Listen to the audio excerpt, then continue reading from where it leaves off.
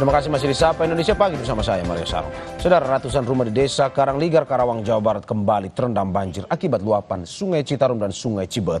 Imbasnya sebanyak 857 warga harus mengungsi. Akibat banjir setinggi 1 meter, sekitar 290 rumah yang terendam banjir. 857 warganya harus mengungsi ke tempat yang lebih aman. Beberapa warga lainnya memilih bertahan di rumah masing-masing meski kondisi rumah terendam banjir. Alasannya menjaga harta benda. Untuk memenuhi kebutuhan makan, warga gotong royong membangun dapur umum dan memasak bersama. Selain merendam, ratusan rumah, banjir juga mengakibatkan akses jalan yang menghubungkan dua desa terputus.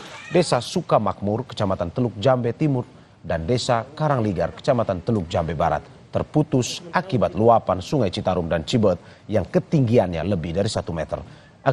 Akibatnya aktivitas warga terganggu dan harus memutar jauh untuk sampai ke tempat tujuan.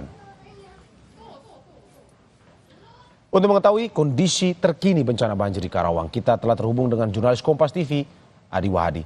Selamat pagi, Mas Adi. Ada bagaimana kondisi banjir pagi ini yang bisa Anda informasikan kepada kita? Apakah sudah mulai surut atau bagaimana? Mario dan juga saudara, banjir terkini yang merendam Desa Karangligar, Kecamatan Teluk Jambe Barat, dan Desa Sukamakmur, Kecamatan Teluk Jambe Timur saat ini masih berada pada kisaran ketinggian antara 1 hingga 2 meter.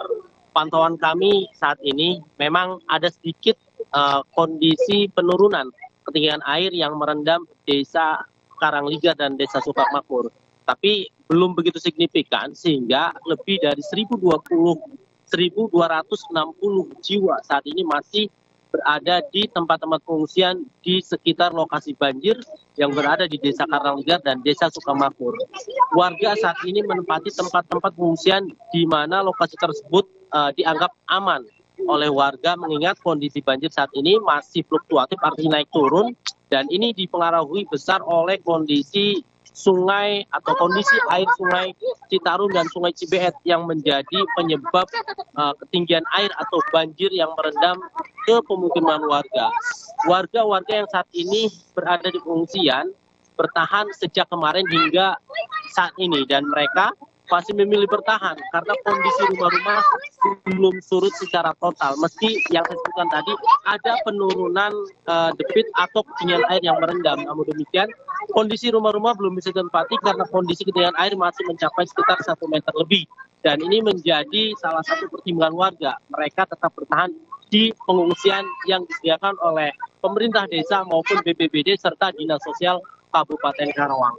Untuk mencukupi segala keperluan para pengungsi saat ini, Dinas Sosial bersama BPBD tengah membangun dapur umum dan mempersiapkan segala sesuatunya untuk bisa membantu para korban banjir atau pengungsi yang berada di beberapa titik lokasi pengungsian seperti kantor desa, kemudian gedung-gedung sekolah, dan sejumlah tempat aman lainnya. Untuk kebutuhan bahan makanan dan sebagainya, ini disupport atau disumbang langsung oleh pemerintah dari Kabupaten Karawang dengan menyediakan sejumlah beras, kemudian juga yang tak kalah penting adalah air bersih untuk minum dan juga untuk kebutuhan MCK bagi para pengungsi banjir di wilayah ini. Mario dan juga saudara, banjir yang terjadi di wilayah Kecamatan Teluk Jambe Barat ini sudah terjadi beberapa kali, dan ini merupakan yang ketiga kalinya. Setelah kemarin 2 kali sempat surut, kemudian air kembali naik, dan ini dipengaruhi besar oleh kondisi cuaca atau curah hujan yang terjadi di wilayah hulu Sungai Citarum dan Sungai Cibet seperti wilayah Karawang Selatan, wilayah Bandung, serta wilayah Bogor. Dan hulu atau pusat aliran sungai kedua, Sungai Cibet maupun Sungai Citarum, berada di wilayah Kabupaten Karawang. Dan salah satu titik terendah yakni berada di wilayah Desa Karangligar, sehingga ketika kondisi curah hujan tinggi dan kondisi debit air Sungai Citarum dan Sungai Cibet ini cukup tinggi, dipastikan warga Desa Karangligar ini akan terendam banjir dan mau tak mau mereka harus pergi ke tempat yang lebih aman. Mario. Ya, Wahadi, saya melihat Anda langsung melaporkan dari lokasi banjir dan masih ada masyarakat yang berada di sekitar Anda. Yang saya ingin tanyakan, bagaimana kondisi para pengungsi yang ada di sekitar situ dan apa kebutuhan yang diinformasikan atau dibutuhkan oleh mereka? Mario dan juga saudara, salah satu kebutuhan pokok yang harus diterima para pengungsi adalah kebutuhan makanan siap santap. Pasalnya mereka tidak bisa melakukan aktivitas masak-memasak meski saat ini tengah ada persiapan untuk dapur umum, namun makanan siap santap, kemudian air bersih untuk minum. Ini menjadi salah satu kebutuhan yang sangat prioritas bagi para pengungsi korban banjir yang saat ini berada di tempat pengungsian.